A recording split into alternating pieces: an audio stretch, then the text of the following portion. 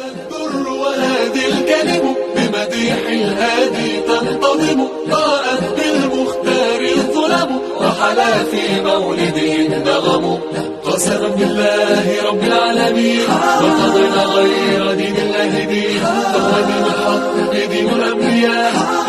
بسم الله الرحمن الرحیم. سورہ آل عمران آیت نمبر 95 96 97. یہ جو آیت ہے یہ پچھلے والی جو آیات ہے اس کا تسلسل چلا آ رہا ہے. فمن افترى علی اللہ کذب بعد ذلک. جو اس کے بعد بھی اللہ تبارک و تعالیٰ پر بہتان باندھ کے یہ کہتا ہے کہ اللہ تبارک و تعالیٰ نے اونٹ کا گوشت بنی اسرائیل کے لیے حرام قرار دیا تھا. یہ اللہ پر افتراء ہے، بہتان ہے. قل آپ کہہ دیجیے صدق اللہ، سچ فرمایا اللہ. فاتبعوا، بس تم پیروی کرو ملت ابراہیم، ملت ابراہیمی حنیفا. اس کا تعلق ملت ابراہیم کے ساتھ بھی ہو سکتا ہے. تم تابعداری کرو ملت ابراہیمی کی جو یکسو ملت ہے.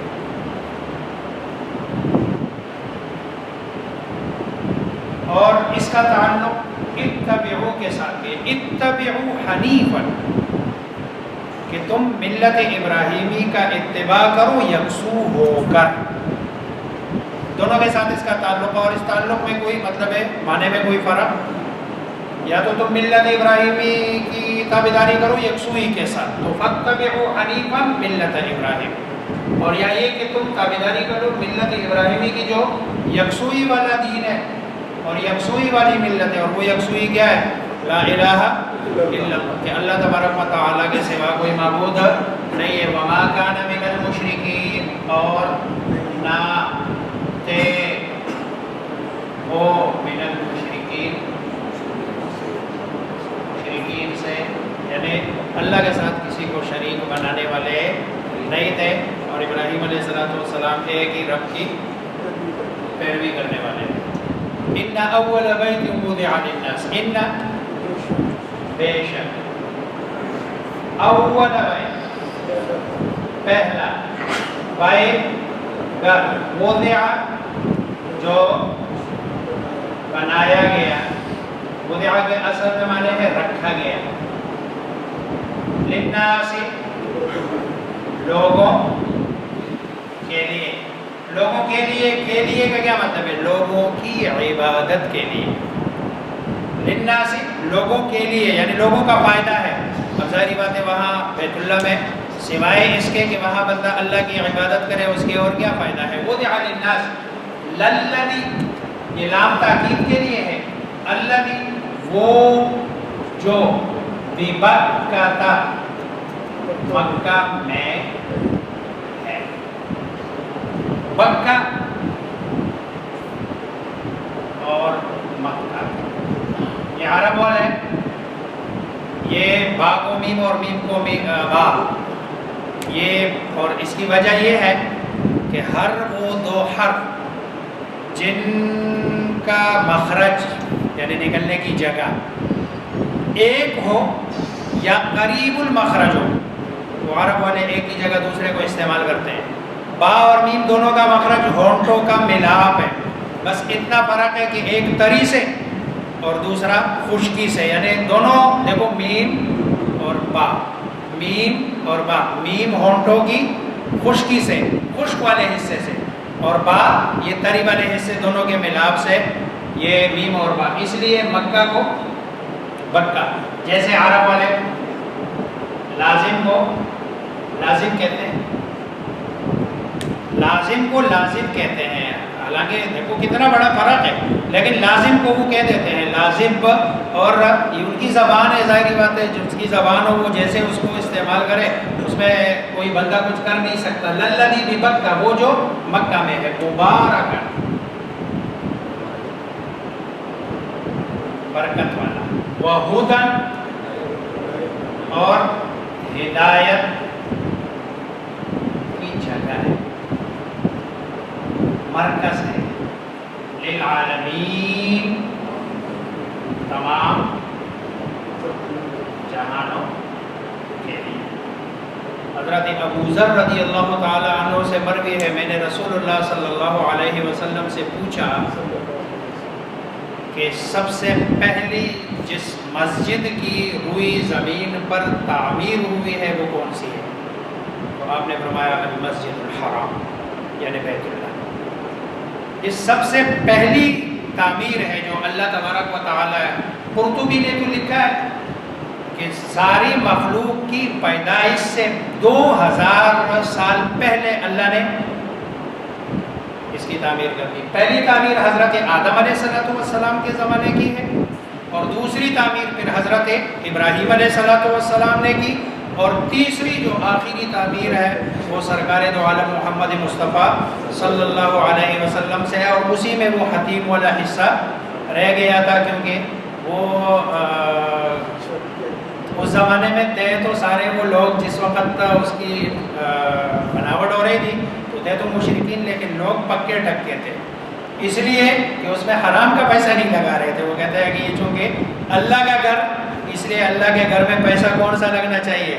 حلال والا، اور ہمارے پاس اس وقت حلال کا کوئی اور پیسہ نہیں ہے، باقی سارا جو ہے نا حرام کا پیسہ ہے، چوری کا یا ڈکیتی کا وہ والا پیسہ ہے. تو ان اول بیت، اس لیے یہ جو عام طور پر یہ قرآن کی یہ آیت ہے، یہ یہودیوں پر رد بھی ہے کہ جو بیت المقدس کو قبلہ اول کہتے ہیں، اور ان کے کہتے کہتے ہماری زبان میں بھی یہی چڑھا ہوا ہے قبلہ اول. حالانکہ یہ قرآن کی، دیکھو اللہ کا قرآن کی نص ہے، اور جو چیز قرآن کے نص سے ثابت ہو اس کے مقابلے میں بھلے تاریخ کی کوئی بھی بات ہو اس کو بالکل رد کیا جاتا ہے. ان اول بیت وضع للناس للذی ببکۃ مبارکا وہدی للعالمین فیہ آیات بینات، فیہ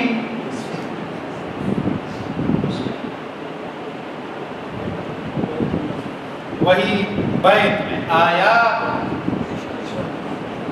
نشانیاں، بینات، واضح. اب ان آیات بینات میں سب سے بڑی نشانی مقام ابراہیم. اس سے پتہ چلتا ہے کہ فیہ کا جو پیچھے بیت سے مسجد حرام مراد ہے، کیونکہ مقام ابراہیم بیت اللہ کے اندر نہیں ہے. مقام ابراہیم بیت اللہ کے اندر نہیں ہے، مقام ابراہیم بیت اللہ سے باہر ہے، لیکن مسجد حرام میں ہے. تو فیہ آیات بینات، یعنی اس مسجد حرام میں نشانیاں ہیں واضح، اور اس میں کیا ہے؟ مقام ابراہیم ہے.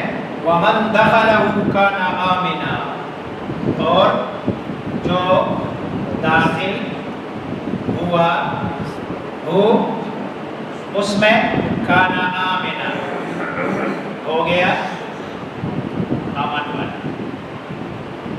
یہ اس زمانے سے بھی اگر کسی کے باپ کا قاتل بھی بیت اللہ میں داخل ہو جاتا تو، یا حرم میں داخل ہو جاتا کوئی اس کو قتل، اور آج بھی اللہ تبارک و تعالیٰ نے آج تک اس کے اس حرمت کو باقی رکھا ہے، اور اللہ تبارک و تعالیٰ سے دعا ہے کہ یہ اسی طرح باقی رہے، کہ اس میں کوئی ایسی جنا خون خرابہ جھگڑا یا اس طرح کی کوئی چیز نہ ہو. وَلِلَّهِ عَلَى النَّاسِ، یہ جو اگلی آیت ہے یہ حج کی فرضیت کی آیت ہے. وَلِلَّهِ، اور اللہ کے لیے، عَلَى النَّاسِ، لوگوں پر. پر کا میں نے پہلے بھی کہا تھا یہ آتا ہے الزام کے لیے. کسی چیز کو لازم کرنے کے لیے جو لفظ استعمال ہوتا ہے وہ کہتے ہیں علی، اس پر، یعنی اللہ کے لیے لوگوں پر لازم ہے حج البیت، بیت اللہ کا اس کا اگر میں لفظی ترجمہ کروں نا یہ ہے، لیکن چونکہ محاورے میں آسان ترجمہ یہ ہے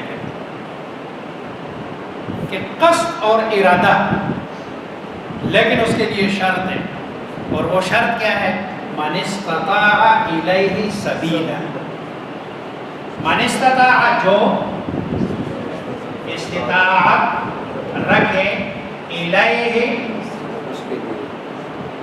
طرف اس کے، سبیلا راستے کا۔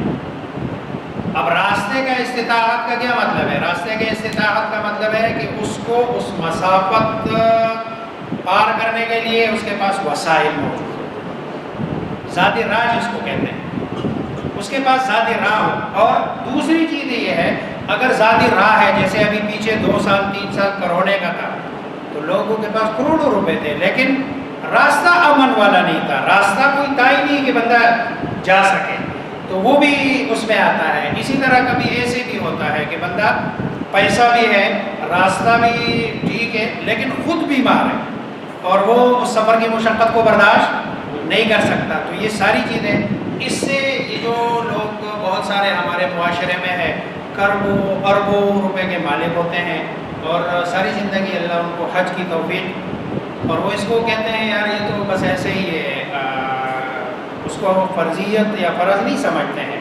اللہ تبارک و تعالیٰ سب کو توفیق دے اور بار بار جانے کی سب کو توفیق دے، اللہ سب کو بار بار لے کے جائے۔ تو جس کے ذمے ہے اس کے لیے جانا، اگر زندگی میں ایک مرتبہ اس نے حج کیا ہے تو اس کی جو فرضیت ہے وہ تو ثابت ہو گئی، لیکن اگر اس کے پاس تھا مال دولت سب کچھ لیکن زندگی میں ایک مرتبہ بھی نہ کر سکا، تو جیسے نماز کے چھوڑنے کا گناہ ہے اسی طرح حج کے چھوڑنے کا بھی، جیسے زکوٰۃ کی نہ ادائیگی کا گناہ ہے، جیسے روزہ نہ رکھنے کا گناہ ہے، اسی طرح حج کے چھوڑنے کا بھی، لیکن ایک ہی مرتبہ ہے کہ ایک ہی مرتبہ اگر زندگی میں۔ ومن کفر، دیکھو آگے یہ اگلا جملہ یہی سمجھا رہا ہے، ومن کفر، اور جو انکار کرے، فإن اللہ، بس بے شک اللہ، غنی بے پرواہ، تم نہیں آتے ہو تو دیکھو کتنا اللہ کہہ رہے ہیں اور اللہ فرما رہے ہیں کہ اگر تمہیں پرواہ نہیں ہے ہمارے پاس آنے کی تو ہمیں بھی تمہاری پرواہ نہیں ہے، رہو ادھر جدھر رہتے ہو۔ فإن اللہ غنی، اللہ تبارک و تعالی بے پرواہ ہے، عن العالمین، تمام جہانوں سے۔